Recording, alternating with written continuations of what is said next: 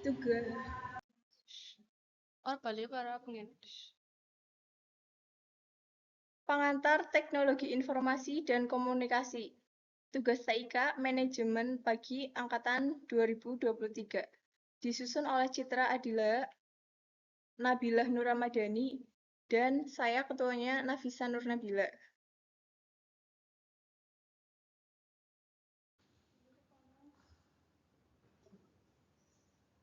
Yang pertama, pengertian. Teknologi merupakan istilah yang berasal dari bahasa Yunani, techne dan logia. Techne memiliki arti keahlian, sementara logia memiliki arti pengetahuan, menurut Rusman tahun 2012. Sementara itu, teknologi informasi menurut Martin pada tahun 1999 terdiri dari teknologi komputer untuk memproses, menyimpan, dan mengirim informasi.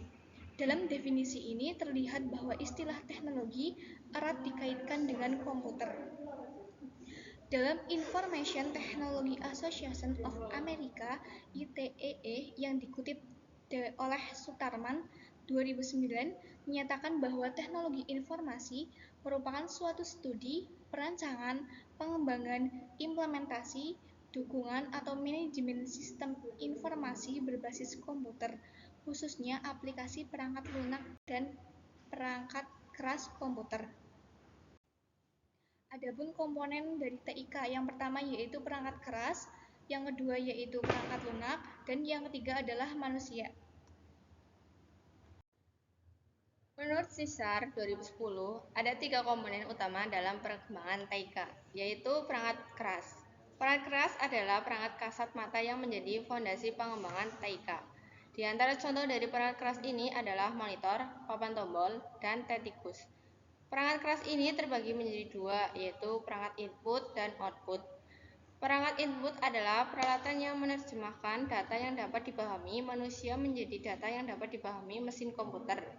Yang termasuk ke dalam perangkat input ini adalah keyboard atau papan tombol, pointing device atau perangkat pandu yaitu mouse atau tetikus, dan sumber data yaitu scanner, sensor, biometri, dan lain sebagainya. Perangkat output adalah perangkat yang menampilkan hasil proses yang telah diolah oleh CPU. Perangkat ini terdiri dari monitor dan printer. 2. Perangkat lunak. Perangkat lunak merupakan program yang dibuat untuk maksud tertentu yang disusun agar komputer dapat melakukan apa yang diinginkan pengguna. Perangkat lunak terbagi menjadi 3, yaitu A. Perangkat lunak sistem. Merupakan perangkat lunak yang dibuat khusus untuk dapat mengontrol semua perangkat keras sehingga semua perangkat keras dapat bekerja dengan baik sebagai sebuah sistem yang utuh. Misalnya sistem operasi Windows dan Linux. B. Perangkat lunak bahasa program merupakan perangkat lunak yang dapat digunakan untuk membuat program aplikasi maupun perangkat lunak sistem. Misalnya Visual Basic, DLP, Java, dan lain-lain. C. Perangkat lunak aplikasi merupakan program jadi siap pakai yang dibuat untuk keperluan khusus, misalnya untuk keperluan desain foto atau photoshoot atau penayangan video, Windows Media Player. 3. Manusia. Manusia dalam konteks ini adalah orang yang terlibat langsung dalam pemakaian komputer. Misalnya seperti analis sistem, programmer, operator, user, gamer, dan lain-lain. Terdapat berbagai peran yang dapat dilakukan manusia dalam berbagai sistem komputer, antara lain A. Analisis sistem berperan melakukan analisis terhadap masalah yang dihadapi, serta merancang solusi pemecahannya dalam bentuk program komputer. B. Programmer berperan menerjemahkan rancangan yang dibuat analis dalam bahasa programmer sehingga solusi dapat dijalankan komputer. C. Operator berfungsi menjalankan komputer instruksi yang diberikan.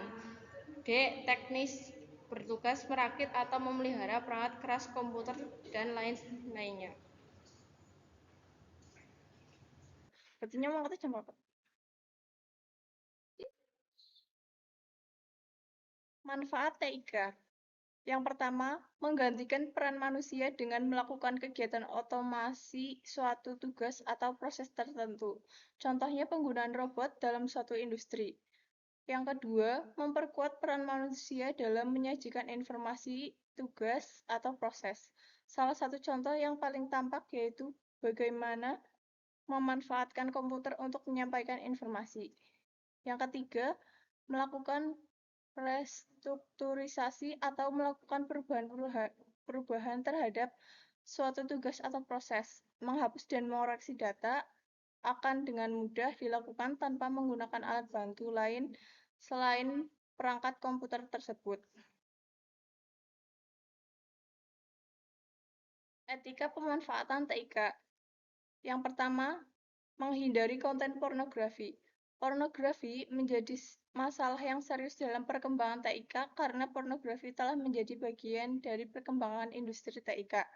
Pemerintah juga telah memblokir banyak laman pornografi. Namun, ibarat dari pepatah, mati satu tumbuh seribu, laman-laman yang telah diblokir kembali dengan laman lain dan seperti itu terus sehingga tentu usaha pemerintah akan tersia-sia. Oleh karena itu, segala usaha tersebut harus diikuti dengan kesadaran diri untuk tidak mengunggah atau mengunduh konten tersebut. Yang kedua, menulis berita yang faktual. Era media sosial menjadi era baru bagi semua orang untuk bebas mengekspresikan gagasan dan pikiran yang bersifat faktual. Artinya tidak memfitnah apalagi merugikan pihak lain. Untuk itu, dalam menyampaikan pendapat atau opini, sebaiknya harus dipikirkan terlebih dahulu apalagi menyangkut pihak tertentu. Karena kebebasan dalam pemanfaatan TIK merupakan kebebasan yang memiliki batasan. Yang ketiga, menulis karya orisinal. Tidak sedikit blogger atau pembuat blog yang menulis kontennya dengan hanya mengunggah ulang karya orang lain. Hal ini merupakan aktivitas yang dilarang karena dianggap sebagai plagiarisme. Untuk menghindari hal ini dapat melakukan sitasi atau pengutipan. Namun kesadaran ini masih rendah karena pemahaman yang terbatas serta kemalasan dalam membuat produk baru. Oleh karena itu, jika hendak mengunggah sesuatu, pastikan bahwa semua informasi atau dokumen tersebut orisinal. Jika tidak, cantumkan informasi sitasi agar tidak terkena Undang-Undang ITE. Yang terakhir adalah daftar pustaka.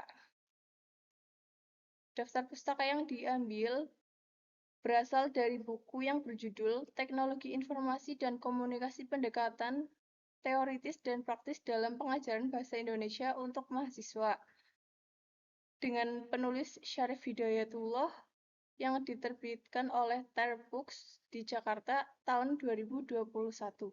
Terima kasih.